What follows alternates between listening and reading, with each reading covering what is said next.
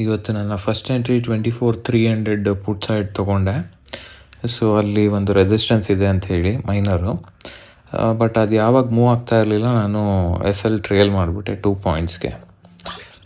So ಅದು SL hit ಆಯಿತು. First ಟ್ರೇಡಲ್ಲಿ 425 rupees loss book ಮಾಡಿಕೊಂಡೆ. ಸೆಕೆಂಡ್ ಟ್ರೇಡು ಮತ್ತೆ ನಾನು PE ಸೈಡೇ ಎಂಟ್ರಿ ತೊಗೊಂಡೆ 5 ಲಾಟ್ಸು. ನನಗೆ ಅದು ಮೂವ್ ಆಯಿತು, ಬಟ್ 20 ಪಾಯಿಂಟ್ಸ್ ಬಂದಿತ್ತು ನನಗೆ. ಯಾವಾಗ ಆಲ್ಮೋಸ್ಟ್ 20 ಪಾಯಿಂಟ್ಸ್ ಬಂತು ಆವಾಗ 3 ಲಾಟ್ಸು ನಾನು ಬುಕ್ ಮಾಡಿಕೊಂಡೆ. ಇನ್ನು 2 ಲಾಟ್ಸು ಟ್ರೇಲ್ ಮಾಡಿಕೊಂಡು ಹೋಗೋಣ ಅಂಥೇಳಿ ವೆಯ್ಟ್ ಮಾಡ್ತಾಯಿದ್ದೆ. ಅದು ಕೂಡ SL ಇಟ್ಟಾಯಿತು. ನಾನು ಸೆಕೆಂಡ್ ಟ್ರೇಡ್ ತೊಗೊಳೋದಕ್ಕೆ ಕಾರಣ ನಿಫ್ಟಿಲಿ 5 ಮಿನಿಟ್ಸಲ್ಲಿ RSI ಡೈವರ್ಜೆನ್ಸ್ ಇತ್ತು, ಮತ್ತು ನಿಫ್ಟಿ ಕೂಡ ನೋಡಿ, ನಿಫ್ಟಿ 1 ಅವರಲ್ಲಿ ಡೈವರ್ಜೆನ್ಸ್ ಇದೆ. ಸೊ ಹಾಗಾಗಿ ಕೆಳಗಡೆ ಮೂಮೆಂಟ್ ಜಾಸ್ತಿ ಆಗ್ಬೋದು ಅಂಥೇಳಿ ನಾನು ಟ್ರೇಲ್ ಮಾಡೋಣ ಅಂಥೇಳಿ ಟ್ರೇಲ್ ಮಾಡ್ತಾಯಿದ್ದೆ. ಬಟ್ ಆ ಟ್ರೇಲಿಂಗ್ SL ಹಿಟ್ಟಾಯಿತು.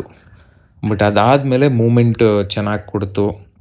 ನಾನು 2 ಟ್ರೇಡ್ ಎವ್ರಿ ಡೇ ತೊಗೊಳೋದ್ರಿಂದ ಸೊ ಸೈಕಾಲಜಿ ಹಾಳು ಮಾಡ್ಕೊಳ್ಳೋದು ಬೇಡ ಅಂಥೇಳಿ ನಾನು ಇನ್ನೊಂದು ಟ್ರೇಡ್ ತೊಗೊಳ್ಳಿಲ್ಲ.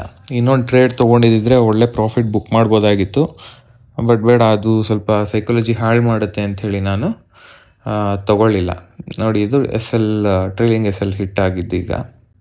ಇವತ್ತು ಫೈನಲ್ 2 ಟ್ರೇಡಿಂದ ಸೇರಿ ನಾವು 2,782 ರುಪೀಸು ಪ್ರಾಫಿಟ್ ಬುಕ್ ಮಾಡ್ಕೊಂಡಿದ್ದೀವಿ.